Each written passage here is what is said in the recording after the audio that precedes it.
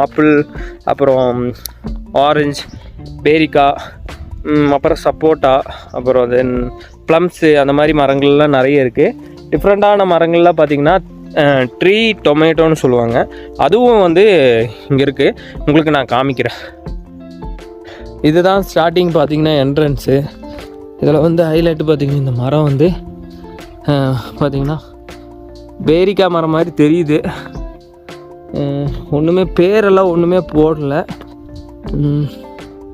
இது வந்து பார்த்திங்கன்னா சப்போட்டான்னு எழுதியிருக்கு. பட் பாதி மரம் இதை காணோம். ஓகே, இதெல்லாம் ஃபுல் அண்ட் ஃபுல் வந்து ஆரஞ்சு, கமலா ஆரஞ்சு கைஸ்.